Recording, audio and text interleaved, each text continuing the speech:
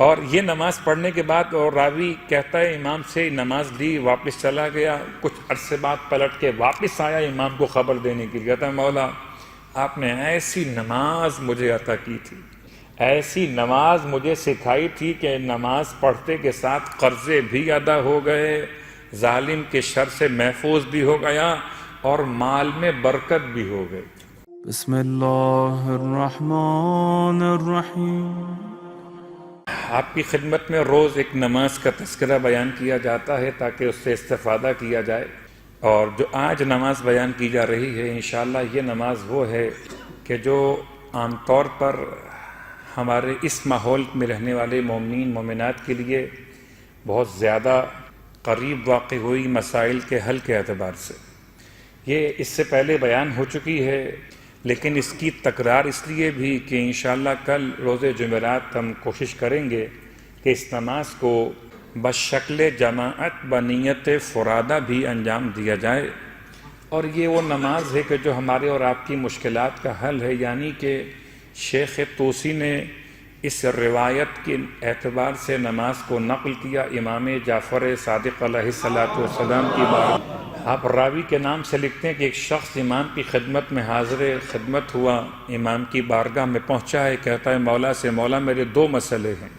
پہلا مسئلہ کہ مجھ پر قرض بہت شدید ہے۔ دیکھیے قرض کے دو مسئلے ہیں، یہ بات پھر یاد دلا دوں کہ ایک قرض وہ ہے جو انسان کا اختیاری قرض ہے، ایک قرض وہ جو انسان کا حالت اضطرار میں قرض ہے۔ خدا نخواستہ کوئی ایسی طبیعت خراب ہوئی گھر میں بچے کی یا بچی کی یا آپ میں کسی ایک کی، اور آپ قرض لینے پر مجبور ہو گئے، یہ الگ موضوع ہے۔ اور کبھی کبھی انسان قرض کا عادی ہو جاتا ہے، اسے اندازہ رہتا ہے کہ کتنا لطف قرض میں آتا ہے، ایک قرض ختم نہیں ہو پاتا، ایک قرض اور لے لیتا ہے، چاہے پلاسٹک منی کی بات کی جائے، بڑے احتیاط سے جملے ادا کرتے ہوئے کہ بہرحال مسئلہ سود بدلا نہیں ہے، نام بدلنے سے کوئی حرام حلال میں تبدیل نہیں ہوتا۔ البتہ ہاں اگر مرجع وقت میں کوئی گنجائش فتوے میں بیان کی ہو تو الگ موضوع ہے، لیکن جو حرام محمد ہے وہ قیامت تک کے لیے حرام ہے، اور جو حلال محمد ہے وہ قیامت تک کے لیے حلال ہے۔ انسانیت کے باب میں جب ہم بات آگے بڑھائیں گے تو شاید یہ بات آج آ جائے کہ خود فراموشی کے اسباب میں ایک سبب یہ بھی کہ انسان غیر کو اصل قرار دیتا ہے، انسان غیر کو اصل قرار دیتا ہے۔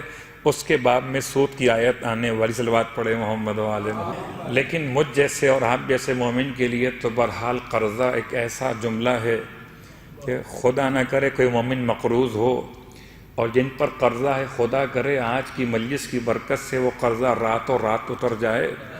شاید میرے اور آپ میں اتنی ہمت نہیں ہو، خدا کے خزانے بہت وسیع ہیں۔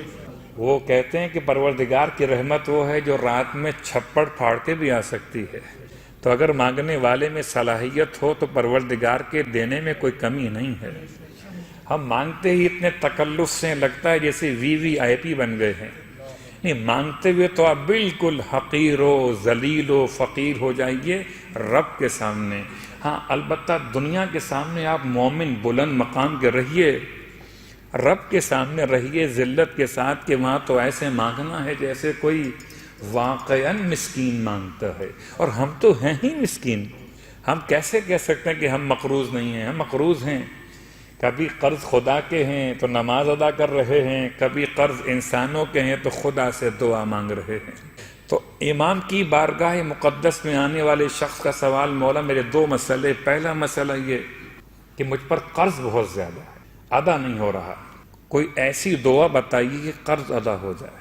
دوسرا مسئلہ کہتا ہے مولا کی خدمت میں، مولا مجھے سلطان کے شر کا، یعنی حکمران کے شر کا بڑا مسئلہ ہے، مجھے ظالم کے ظلم کا بڑا خوف ہے، مجھے دو مسئلے بتائیے میرے دونوں مسئلے حل ہو جائیں، ایک ظالم کے ظلم سے بچ جاؤں اور ایک میرا قرضہ ادا ہو جائے۔ امام ارشاد فرماتے ہیں جب رات کا ایک حصہ مکمل ہو جائے، یعنی کہ یوں کہیے کہ رات مکمل طور پر شروع ہو چکی ہو، یعنی تقریباً عشاء کی نماز کے بعد سے لے کر نماز شب کے وقت کے درمیان کا، اذا جنک اللیل، جب رات تجھ پر غالب آ جائے تو تجھے چاہیے کہ پھر رب کی بارگاہ میں 2 رکعت نماز ادا کر۔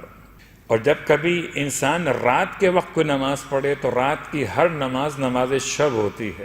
میں نے بڑے احتیاط سے جملہ استعمال کرنا ہے، کہیں کوئی اس کو سوئے عنوان میں خیال نہ کرے۔ لفظ ہے نماز، لفظ شب۔ جو نماز رات میں پڑھی جائے اس کو کیا کہیے گا؟ نماز شب۔ البتہ جو اصطلاحاً نماز شب وہ الگ ہے، لیکن ہر وہ نماز جو رات میں پڑھی جائے وہ نماز شب ہے۔ اور چونکہ امام سید سجاد علیہ السلام کے انداز ارشاد فرماتے ہیں، الہی نامت العیون، پروردگار آنکھیں سو گئی ہیں، وغارت النجوم، اور ستاروں کی روشنی آہستہ آہستہ مدھم ہو گئی ہے۔ پروردگار دنیا کے بادشاہوں نے اپنے دروازے بند کر دیے اور ان پر نگران بٹھا دیے۔ وَبَابُكَ مَفْتُوحٌ لِلطَّالِبِينَ، اور تیرا دروازہ کھلا ہوا ہے طلبگاروں کے لیے۔ تو رات کی خاص بات اس لیے کہ تمام باتیں انسان کو متوجہ کرتی ہیں دن کے وقت میں۔ آوازیں آ رہی ہیں، ٹیلی فون آ رہے ہیں، کالز آ رہی ہیں، یا کوئی میسج آ رہے ہیں۔ رات کا مسئلہ آہستہ آہستہ، خیر ہمارے یہاں تو مسئلہ الٹا ہو چکا ہے، لوگ رات سے استفادہ کرتے ہیں دن کے مقابلے میں بہت زیادہ، لیکن رات امام اذا جنک اللیل، جب رات تجھ پر غالب آ جائے تو پس 2 رکعت نماز رب کی بارگاہ میں ادا کر۔ رکعت اول میں الحمد کے بعد اس کی نیت کیا ہوگی؟ نماز پڑھتا ہوں برائے ادائے قرض، برائے دفع ظالم، برائے دفع ظلم ظالم، اور برائے ادائے قرض، قربتاً الی اللہ۔ رکعت اول میں الحمد کے بعد آیت الکرسی پڑھی جائے۔ آیت الکرسی میں وضاحت موجود نہیں کہ کہاں تک پڑھیں، علی العظیم تک پڑھیں یا ہم فیہا خالدون تک پڑھیں۔ صرف ایک مقام ایسا جہاں وضاحت ملتی ہے آپ کو، نماز وحشت قبر میں آپ کو ملتی ہے وضاحت، کہ جب آپ نماز وحشت قبر پڑھ رہے ہو تو آپ کو آیت الکرسی پڑھنی ہے ہم فیہا خالدون تک۔ اور اس نماز کے علاوہ جہاں بھی لکھا ہوا ہو آیت الکرسی تو اکتفا کیا جا سکتا ہے علی العظیم تک۔ لیکن کیا حرج ہوتا ہے اگر انسان ہم فیہا خالدون تک پڑھ لے؟ تو اس میں دونوں باتیں ہیں، خالدون تک بھی آ گئے اور علی العظیم تو خود بخود شامل ہو گیا۔ مجھے تو بڑی محبت ہے اس خاص جملے سے، لوگوں نے صدق اللہ العلی العظیم سے علی نکال دیا، اس سے کہاں نکالیے گا؟ وَهُوَ العلی العظیم۔ تو یہ آیت الکرسی رکعت اول میں، اچھا ایک مرتبہ یہ گھبرائیے نہیں، لمبی چوڑی نماز نہیں ہے، مگر لمبے چوڑے آپ کے قرضے حل کروا سکتی ہے۔ رکعت اول، رکعت دوم میں الحمد کے بعد آپ نے سورہ حشر کی 3 آیات پڑھنی ہیں، آیت نمبر 21، 22، 23، آخری لو انزلنا ھذا القرآن سے لے کر آخر آیت تک مکمل کرنا ہے۔ سورہ حشر کی یہ آخری آیات لو انزلنا ھذا القرآن سے آخر آیات تک، غالباً 3 آیات گنتی میں آتی ہیں یا 4 آتی ہیں، اگر مجھے اشتباہ ہو رہا ہو آپ چیک کر لیجئے گا، 3 ہیں یا 4 ہیں چیک کر لیجئے گا، اور دیکھ کے پڑھیے گا، اس لیے کہ دیکھ کے پڑھنے میں غلطی کا امکان کم ہوتا ہے۔ صلوات پڑھ لیں محمد علیہ۔ تو انشاءاللہ کل اس کو بشکل جماعت، چونکہ شب جمعہ بھی ہوگی، اور پھر جماعت جو 2 دن کی نماز قضاء عمری ہو رہی ہے اس کے اعتبار سے ہم ایک وقت نکال کے اس نماز کے لیے، تاکہ اجتماعی طور پر نیت فرادہ کے ساتھ اپنے اپنے اعتبار سے تمام صاحبان ایمان جب خدا سے دعا کریں گے، خدا تمام مومنین کے قرضوں کو انشاءاللہ دور فرما دے گا، قرض ادا ہو جائیں گے۔ اور یہ نماز پڑھنے کے بعد، اور راوی کہتا ہے امام سے نماز لی واپس چلا گیا، کچھ عرصے بعد پلٹ کے واپس آیا امام کو خبر دینے کے لیے، کہتا ہے مولا آپ نے ایسی نماز مجھے عطا کی تھی،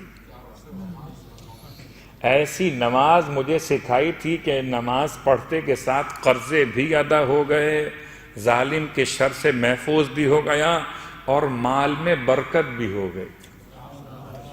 تو یہ نماز مفاتیح الجنان میں جو ملحقات الباقیات الصالحات ہے اس کتاب کے اندر موجود ہے، اس کے علاوہ دیگر کتب میں آپ کو مل سکتی ہے نماز برائے ادائے قرض اور دفع شر ظالم۔ یہ تو بات تھی نمازوں کے باب میں۔ اب آئیے، ہماری گفتگو کل انسان کے عنوان پر مستقل ہے، اور انسان کے عنوان پہ گفتگو اتنا آسان نہیں ہے کہ انسان واحد ایسا حیوان ہے کہ جو انسانیت کے بغیر بھی دکھائی دیتا ہے، جبکہ کوئی اور حیوان ایسا نہیں ملتا جس میں اس کی صفت اس سے الگ کی جا سکے۔ میں مثال کل بھی دے رہا تھا، آج بات کو آگے بڑھاتے ہوئے، کہ کیا واقعاً ایسا ہے کہ انسان کی پہچان اتنا مشکل، انسان اتنا اہم کیوں ہے؟ اتنا اہم اس لیے ہے، اتنا اہم اس لیے کہ مولائے متقیان علی ابن ابی طالب علیہ السلام کا فرمان ہے،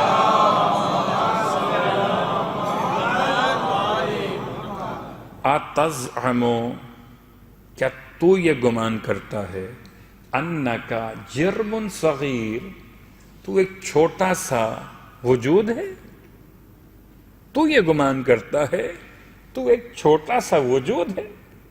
بل انطوی فیک العالم الاکبر، بلکہ تیرے اندر تو پورا ایک بڑا عالم موجود ہے، پوری حکومت ہے، اس کے بادشاہ کا نام روح ہے، اس کے وزیر کا نام عقل ہے، اس کے نیچے 4 قوتیں کام کر رہی ہیں، شہوت و غضب اور اس کے علاوہ 2 قوتیں اور جن میں جذبات کا دخل ہے، وہم بھی شامل ہے، غضب بھی شامل ہے، شہوت بھی شامل ہے۔ ان تمام قوتوں کے ساتھ انسان کے جسم میں جو اصل کیفیت ہے، کہ پہچان کیسے ہو کہ انسان نے کس بات کو فراموش کیا۔ اور بات یاد رکھی، شاید ہمارے یہاں اس خاص عنوان پر اتنی گفتگو ہوئی کہ نہیں ہوئی، بہت تلاش کیجیے گا، آپ کو انسانیت کے موضوع پر کتنی کتابیں ملتی ہیں، لیکن 18ویں صدی اور 19ویں صدی کے دانشوروں نے، خاص طور سے جو غیر مسلم تھے، جو مغربی ممالک کے لوگ تھے، انہوں نے کافی کام کیا۔ ادبی تحریک ہو، ہنری تحریک ہو، فنی تحریک ہو، سیاسی تحریک ہو، ان تمام تحریک کا ایک خاص عنوان بنا انسانیت۔ اور انسانیت کے نام کو استعمال کرتے ہوئے سماجی طاقتوں نے اپنے اپنے بہت سے مسائل آج حل نہیں کیے، بلکہ کب سے حل کرتے ہوئے چلے آ رہے ہیں۔ فرعون کیسے بن گیا؟ وہ تو ایک اکیلا انسان تھا، اکیلا ایک تھا، فرعون ایک تھا۔ اگر چند اور اس کے لیے بیوقوف موجود نہ ہوتے تو فرعون نہیں بنتا۔ بہت غور کیجیے گا، جنہوں نے اپنے نفسوں کا اختیار فرعون کے ہاتھ میں دے دیا، فرعون نے انہیں جس زندگی کی خبر دی، انہوں نے اسی زندگی کی تعریف کو قبول کر لیا۔ بہت غور کیجیے، مسئلہ کیا ہے؟ مسئلہ کل بھی ایک غلامی تھی اور آج بھی ایک غلامی ہے، کیونکہ انسان نے اپنے آپ کو پہچانا ہی نہیں ہے۔ میں سمجھتا ہوں میں کیا ہوں، 2 آنکھیں ہیں، 1 زبان ہے، 2 ہاتھ ہیں، 2 قدم ہیں۔ امام فرماتے ہیں کیا تم گمان کرتے ہو کہ تم چھوٹے سے وجود ہو؟ یا تو مولا نے کوئی جملہ جذبات میں آ کر کہہ دیا تھا، اللہ یعوذ باللہ من ذالک، کیا مبالغہ آرائی فرمائی مولا نے، یا کوئی اس میں خاص پیغام موجود ہے؟ بل انطوی فیک العالم الاکبر، بلکہ تمہارے اندر ایک بڑا عالم پوشیدہ ہے، اس عالم کو تلاش تو کیجئے۔ سورہ مبارکہ حامیم سجدہ بھی کہا جاتا ہے، اور سورہ مبارکہ فصلت بھی اسے کہا جاتا ہے۔ اس سورہ کی آیت نمبر 53 میں خدا نے انسان کو متوجہ کیا، سَنُرِيهِمْ آیاتنا فی الآفاق وفی انفسہم، ان قریب ہم اپنی نشانیاں دکھائیں گے، اس میں آفاق میں بھی اور خود تمہارے اپنے نفسوں کے اندر بھی۔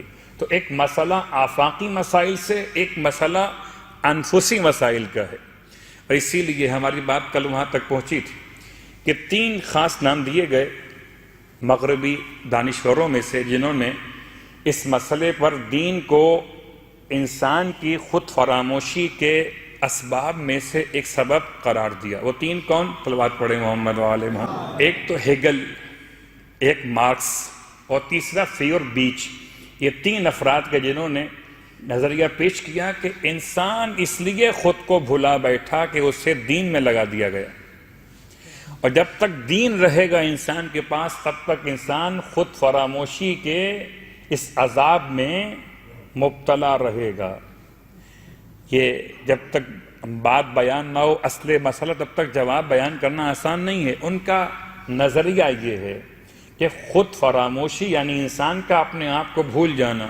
جی نماز پڑھو، جی روزہ رکھو، جی حج کرو، آپ کیا ہو جی؟ آپ نمازی ہو، آپ روزے دار ہو، آپ حاجی ہو، اپنے آپ کو بھول جاؤ، نماز پڑھو، اپنے آپ کو بھول جاؤ، نہ کھاؤ نہ پیو، دل چاہتا ہے کھاؤ اور پیو، روزہ کہتا ہے نہ کھاؤ نہ پیو، دل کہتا ہے حج کے موسم میں امریکہ جاؤ، قرآن کہتا ہے حج پر آؤ، تو کیا کیجئے؟ وہ تین کہتے ہیں جو انسانیت کے بڑے دعوے دار، انسانی تحریک اٹھانے والے، انہوں نے اس کو استعمال کیا کہ یہ دین اگر نہ ہوتا تو انسان خود فراموشی کے اس مسئلے میں گرفتار نہ ہوتا، دین اس بات کا باعث بنا ان کے نزدیک۔ اب آئیے ہم تلاش کرتے ہیں کہ خود فراموشی کے مسائل میں کیا واقعاً دین مسئلہ ہے، دین رکاوٹ ہے کہ انسان اپنے آپ کو نہ پہچانے؟ تو آپ تلاش کیجئے کوئی بھی تحریک دنیا میں جتنی اب تک اٹھی ہیومنزم کے اعتبار سے، کوئی بھی تحریک نے کتنا بیان کیا ہو انسان کے موضوع کو، مگر جتنا بیان ادیان آسمانی نے کیا۔ چلیے اگر آپ کو پھر سیر کراؤں ایک مرتبہ ماضی کی، فرشتے کھڑے تھے اور حضرت آدم کو خدا نے ان کا مسجود قرار دیا تھا۔ اگر یہ خود فراموشی کی بنیاد پر دین رکاوٹ ہوتا تو خدا نے پہلے انسان کو اتنا بڑا بنایا کہ فرشتے اسے سجدہ کر رہے تھے، فرشتے اسے، یہ دین کا آغاز، یہ کائنات کی ابتدا، کہ حضرت ابو البشر جناب آدم علیہ السلام کا مقام ایک انسان ہونے کی حیثیت میں، خلیفہ خدا ہونے کی حیثیت میں۔ کیا قرآن نہیں کہتا کہ جب پروردگار نے اپنی امانت کو پیش کیا پہاڑوں پر تو پہاڑوں نے خدا کی امانت کو اٹھانے سے انکار کر دیا اور وہ اس امانت کے بوجھ سے خوف کھانے لگے؟ مگر انسان ایسا تھا جس نے خدا کی امانت کے بوجھ کو اٹھا لیا، تو خدا نے انسان کو بنایا ایسا ہی ہے۔ والشمس وضحاها والقمر اذا تلاها والنہار اذا جلاها واللیل اذا یغشاها والسماء وما بناها والارض وما طحاها ونفس وما سواها۔ 11 قسمیں خدا نے کھائیں تب جا کر انسان کی خلقت بعنوان نفس بیان کی ہے۔